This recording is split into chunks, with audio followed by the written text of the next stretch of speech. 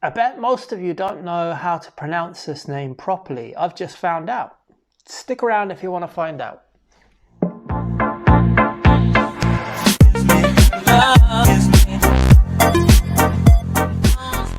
Welcome back to Views and Brews. I'm Brendan, and this is... I want you to say what you think that says there, because most of the people that I've met have always pronounced this Jai Alai, and I wouldn't blame them, because that's what I did up until 5 minutes ago, where I watched a very short video from Cigar City Brewing where they pronounced it Jai Alai. Jai Alai, if you didn't know, is a game that is played all over Spain, from the Basque region, I think, and it involves having this wicker sort of hand that's attached to your hand, and you absolutely launch a ball at a wall and you win points, kind of like squash in England, but with a much more interesting racket made out of wicker. Anyway, that's the backstory, but I think they keep that tradition alive in Tampa in Florida, where Cigar City Brewing is. There are some bits written on the side of this can. I'm just going to have a quick look-see. It's all in fluid ounces, which is the way they do it in America. And it's very hard to read anything on here. Got a bit of a surgeon. It's got a bit of a warning not to drink when you're pregnant. Blah blah blah. Pretty obvious. Drink fresh. Do not age. Now, I think we're at that stage now where if you leave an IPA in the fridge for more than 4 months, you're really drinking something that the brewer didn't intend you to drink. And it's only in the last couple of years here in Ireland that we've really caught on to that whole idea of, you must check the best before date. The best before date mustn't be on an IPA a year. It has to be around about the 6-month mark, because if you're brewing like an English style IPA, fair enough. If you're brewing, an IPA that's just purely on bitterness, then maybe that's okay too. But if you're brewing an IPA that has fresh tropical notes, this says here on the back of it, Merry Game Jai Alai provides inspiration with a citrus forward India Pale Ale with notes of clementine, orange and caramel. Create an IPA that's both bold and approachable. But right under that, it says very clearly, drink fresh, do not age. So they want you to experience this beer in the time frame that they've set. Now, this is Jai Alai India Pale Ale, and I have not looked at the bottom. It has my lucky number of 147 on there, actually. It says canned on May the 18th of 2019. Eesh. So here's the thing about, and it also says, for some reason it says fearless, and I'm conscious of the fact that it actually says it's canned on May the 18th, 2019 at 7:22 p.m. It actually gives you the minute it was canned. But what's sad about that is it was canned, it also says fearless for some reason. It was canned quite a long time ago. So we are now August the 5th or 4th, August the 4th, I think I am now, 2020. And this was canned on, the 18th of May, 2019. So this beer is not how it was intended for a consumption.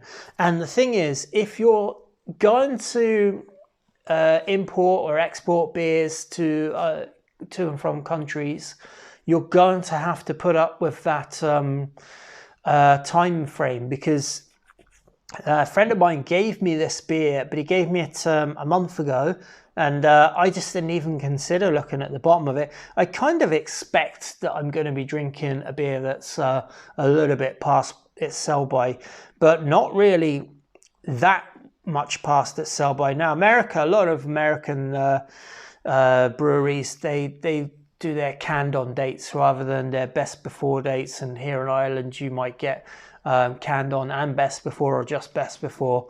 But to have this beer like what are we, a year and nearly 3 months old, that's like 15 months after this was made. Now, it is very near 7:22 p.m. in the evening. That's the only thing I've got that is a redeeming factor for this beer. So rather than leave it a second longer, I'm gonna turn around. I'm gonna pick up a suitable glass. I'm gonna grab my white hag snifter glass, and I am gonna just crack this beer open. It does say it has 6 hop varieties. It doesn't name them, but it does say you should expect clementine and orange peel. So what does that mean? Is that saying this has Amarillo hops in it? I don't know. But there is a bit of caramel to it. So I'm also expecting, if you have caramel malts in an IPA, I'm also then expecting a West Coast IPA, in terms of the fact that I'm expecting some sort of bitterness to support that caramel character. Otherwise it will come across as sweet with tropical, which can be a bit sickly, and that's just not the way. Oh, and on the other side of the can, very interesting enough, it says 65 IBUs, which I had not seen. It's 7.5%, so it is big. No, I didn't know either. So Jai Alai, and I want to call it Jai Alai, but I'm going to go with what they say in Cigar City Brewing. It is Jai Alai, not Jai Alai. Maybe that's wrong, but the video on their webpage with their marketing man on there, he clearly says Jai Alai, Jai Alai. So 65 IBUs. With 65 IBUs, you have to have a bit of malt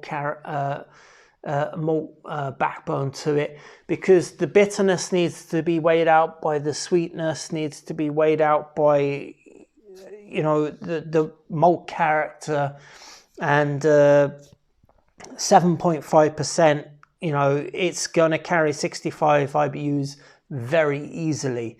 You know, in a darker beer, you wouldn't be able to perceive that as much. In a lighter beer, like a Pilsner, 65 IBUs would be through the roof. It'd be far too much, because it would effervesce, which would accentuate the amount of bitterness that you get. But I'm expecting this beer, having never ever had this beer, it should come out slightly more on that amber sort of copper side of colours. Now, let's see if I'm wrong, which I might be, and that's fair enough. I don't care. It's okay. It's all learning. Well, it really is coming out exactly as I thought it would. I mean, that is as orange, amber, copper as you could get a beer. Totally unfiltered, totally hazy, huge head on the top of the beer, and that's probably a little bit down to me handling the beer, turning it upside down and whatever. There is a caramel edge to the nose of the beer. We've got a nice sort of slightly rocky head on it. But the beer itself, the head on it actually looks stable. So it's going nowhere. Let's see if I can get something out of this. I probably should have poured a tiny bit less. I am getting clementine straight away. Orange clementine, however you perceive it. Not quite mandarin. Mandarin has a very unique tang to it. Clementine has a bright, spritzy, orangey flavour. But there is a bit of caramel to it. So I love that. I love the fact that it says what you can expect on the tin in the description. Very short description there. Have a look at the can while we're at it. Let's just see. Is it citrus forward? Does it have notes of clementine, orange peel, and caramel, caramel malt? And is it exactly what I would expect? And is it a West Coast IPA? I think it is. Wow. Okay, that is different. That's on a different level to a lot of IPAs that I've had. I don't know what it is. I just know that I want more of that. Okay, so why do I think that?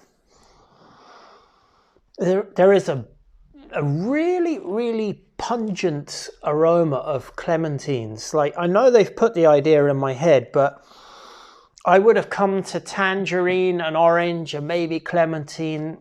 It's just there. It's like a marmalade, orange peel, orange pith, all over the nose. Anything else in there? Like a candied fruit is another, a candied orange peel. Let's say this is like caramel, clementine, and candied orange peel. That's the way I perceive it.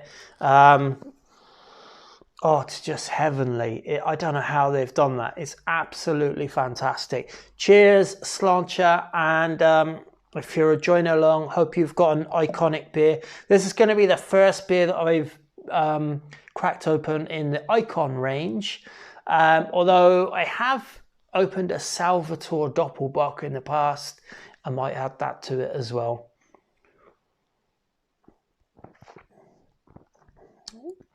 Oh my god, Americans, they're just all over IPA. There's a real candied, restrained bitterness, but it's there, but it's kind of like they've precisely measured the bitterness that they want. And it's 65 IBUs, but it's 65 IBUs in a caramel malty IPA that is thick. It doesn't show much carbonation. It's there, but the 7.5%, that's why the bubbles aren't effervescent up to the top. Oh, that's just fantastic. What an absolute gem of a beer. Okay, let's give this like the 1, 2, 3, 4, 5. So the appearance is fantastic, hazy. I don't knock marks off unfiltered or. The candied fruit in this is, if you were looking for a beer and you wanted to say, you know, what does that aroma of candied fruit actually be like? It'd be like this. That's what it'd be like. It's kind of like a sweetness that melds with orange, but bright orange. But you can tell there's a stickiness to this. You can just sing that up the nostrils all day long. That's very few breweries that I've had are brewing there's a fly here who really wants to get in on this. Very few breweries in Ireland and England and wherever are brewing, like an evolved level of intelligence in their beers. And this is just, it's their flagship. I think it's their flagship IPA. I think they made such a great idea to make this a 7.5% IPA. I've got a bit more to pour in for the can. I'm excited about the fact they have more. I'm upset about the fact that I have no more cans. That's a good sign for me. The flavors are all that candied orange.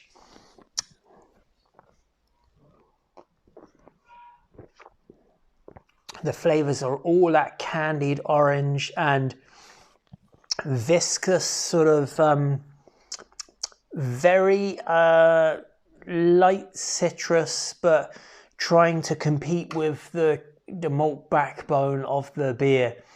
And it's unmistakably an old school sort of idea of an IPA, but with an evolved sense of purpose. I know that sounds a little bit poncy. Get away from me, flies. But it feels like the brewers have really honed this beer in, like, over time. It's my first time trying it, and that's just my opinion. Like, if this didn't, like, I'd almost love to get a beer like this and not know what was in it, and then just taste it and give my opinion without knowing, you know, this is one of those beers that everyone has to tick off their list.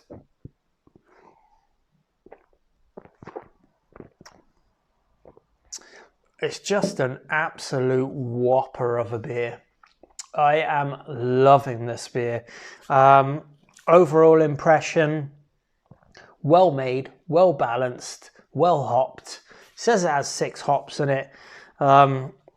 They kind of like the maltiness and the sweet nature of the beer, the residual sugars in the beer. They consume that hop character into one idea, which is orange. And I love that. 65 IBUs. Any more than 65 IBUs might have made the beer a little bit... I don't know if you can hear my next door neighbour. He's just decided to do his bandsaw work. But anyway, any more than 65 IBUs may have just tipped it over the edge and made it too bitter. It's not bittered, it's perfectly balanced. So the bitterness sort of just melds into, it doesn't take over. Nothing takes over here except that sort of caramel sweetness that is just beautiful.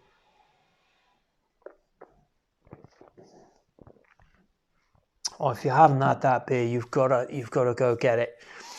Jai Alai, that's my view on this brew. I'm going to sip the rest of this, and